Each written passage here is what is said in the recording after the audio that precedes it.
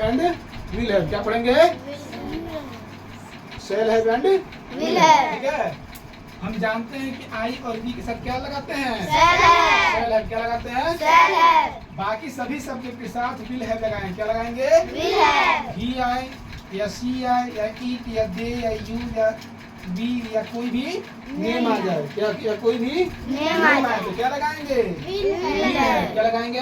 Will have. इसका formula होता है अफर्मेटिव सेंटेंस का, सब्जेक्ट प्लस शैल या will plus have plus a या एन प्लस नाउन।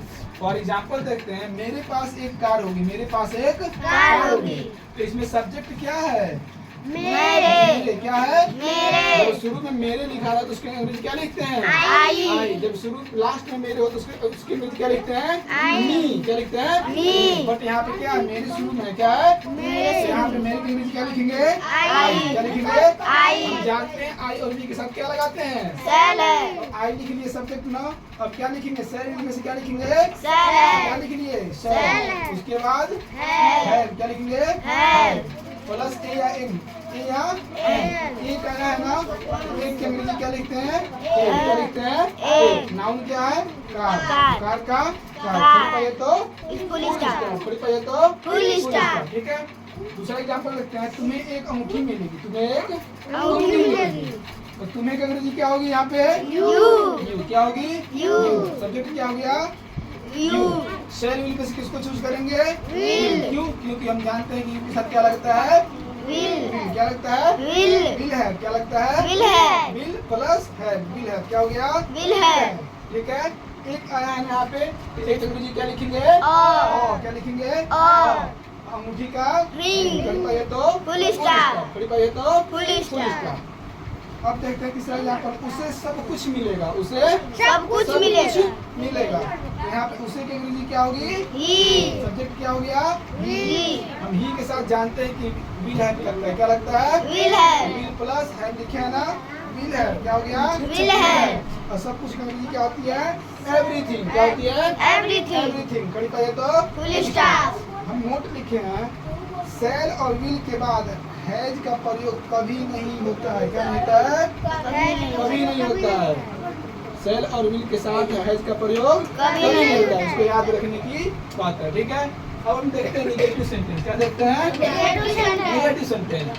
अब देखते हैं निगेटिव सेंटेंस बनाते समय शैल हैव और विल हैव के बीच में नॉट का प्रयोग करते हैं। किसके बीच में?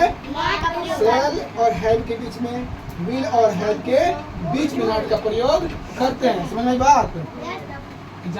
फॉर्मूला देखते हैं, सब्जेक्ट प्लस शैल या will plus not plus have plus noun. Not plus have plus noun.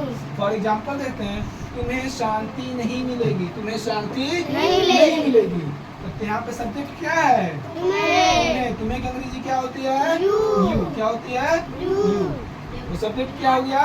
You. अब हम जानते हैं यू के साथ शैल या विल में किसको लगाते हैं? विल। क्या लगाते हैं? विल। हम बताए हैं ना, शैल और हैव या विल के बीच में किसका प्रयोग करते हैं? नॉट का। किसका? नॉट का। तो वहाँ पे फार्मूला के अकॉर्डिंग हमने प्रयोग किया है नाउन। शैल विल में से क्या लिख लिया हम? विल। क्या लिख लिया? विल। और क्या लिखे हैं? नॉट। क्या लिखे हैं? नॉट। उसके बाद हैव। और नाउन क्या है? शांति। क्या है? शांति। शांति अंग्रेजी क्या होती है? पीस। खड़ी पाई है तो फुल स्टॉप। उसी तरह दूसरा एग्जांपल है, मेरे पास पैसे नहीं रहेंगे। मेरे पास पैसे नहीं रहेंगे। मेरे की अंग्रेजी क्या होगी? आई के साथ हम जानते हैं कि क्या लगाते हैं? शैल है। तो यहाँ पे नहीं है ना, तो शैल है के बीच में क्या लगाएंगे? नॉट। मेरे की अंग्रेजी क्या होगी? आई।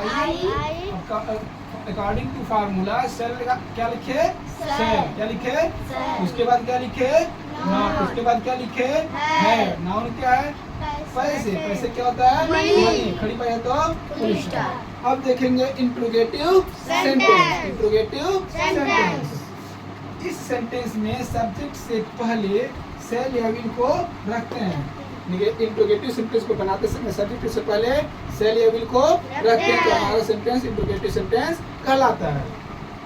फॉर्मूला देखते हैं, शैल या will plus subject plus have plus a या an plus noun plus last में क्वेश्चन मार्क। यदि हम सेंटेंस बनाते समय क्वेश्चन मार्क का प्रयोग नहीं करते हैं तो हमारा सेंटेंस सारा का सारा गलत हो जाएगा।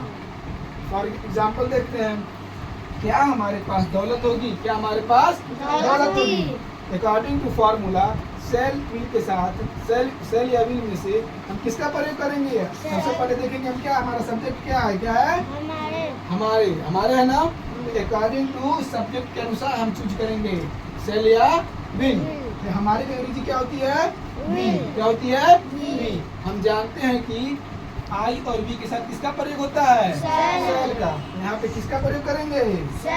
सेल। क्या करेंगे? तो क्या और होगी की अंग्रेजी क्या हो जाएगा? सेल। क्या हो जाएगा? सेल। हमारे का सब्जेक्ट हमारा क्या है? हमारे। क्या है? हमारे की अंग्रेजी क्या होगी? वी। और अकॉर्डिंग टू फॉर्मूला है ना, इसको क्या लिखेंगे? है। ठीक है। अब एक इसमें कहीं है नहीं है तो इनको क्या कर देंगे? छोड़ देंगे। क्या करेंगे? छोड़ देंगे। नाउन क्या है? दौलत। क्या है? दौलत की अंग्रेजी क्या होती है? वेल्थ। लास्ट में क्वेश्चन मार्क है तो क्वेश्चन मार्क। ठीक है। दूसरा एग्जांपल देखते हैं, क्या आपके पास एक कार होगी? क्या आपके पास एक कार होगी? बोले हैं ना, सबसे पहले क्या देखेंगे इसमें? सब्जेक्ट। क्या देखेंगे? सब्जेक्ट के अनुसार हम सेल या विल का चुनाव करेंगे। ठीक है। तो हमारे क्या है? आप है ना, आप क्या की अंग्रेजी क्या होती है? यू। हम जानते हैं यू के साथ क्या प्रयोग करते हैं? विल है। क्या करते हैं? हम किसको लेंगे? विल। क्या लिख लिए हम? विल। विल मतलब क्या? क्या की अंग्रेजी और हो की अंग्रेजी क्या हो गई? विल। क्या हो गई? विल। अब आपकी अंग्रेजी क्या होगी? यू। ठीक है। तो विल लिख लिए, सब्जेक्ट लिख लिए यू। अब क्या लिखेंगे? है। क्या लिखेंगे? ए या एन। हमारे पास क्या आया है? एक आया है ना। एक एक की अंग्रेजी क्या लिखेंगे हम? और। क्या लिखेंगे? और। नाउन क्या है?